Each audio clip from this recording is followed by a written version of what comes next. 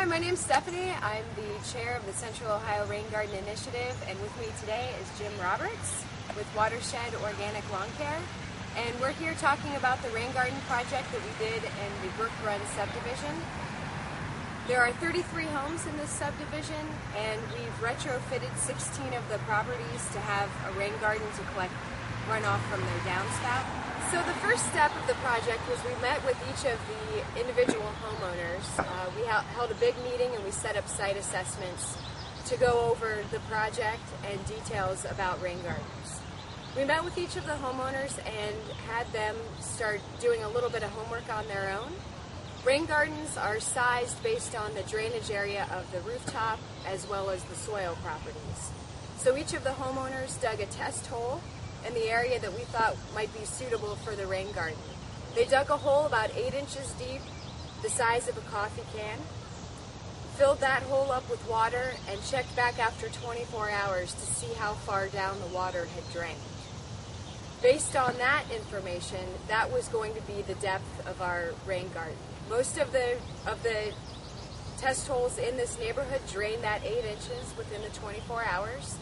And then we took their rooftop area, divided it by that depth in order to get the total size of the rain garden. This is Jim Roberts with Watershed Organic Lawn Care, and he's the landscaper who's installing the rain gardens here, and he's going to go through the steps on how to install rain gardens. The first step is to have the area you want marked by OOPS. They'll check for underground utilities. Have the area where the rain garden's going to be marked, and the area between the house and the rain garden where the pipe to carry the water to the rain garden will run. After that's done, you mark out the rain garden depending on the size of your roof, excavate that site.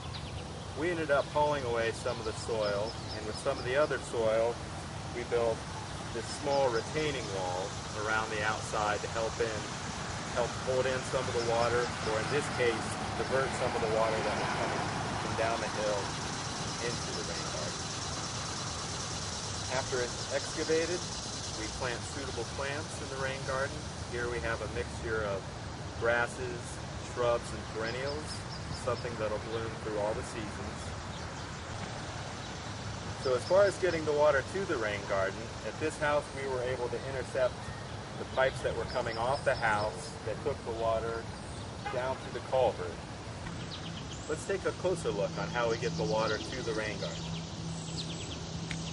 So here, we exposed the pipe that was coming through the yard, made a cut, hooked up a 90-degree turn, and we send it through this black corrugated pipe to the rain garden.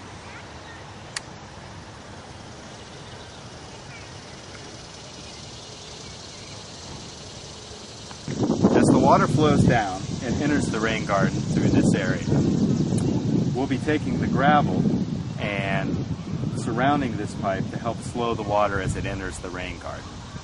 As the water enters the rain garden, it'll fill up and drain.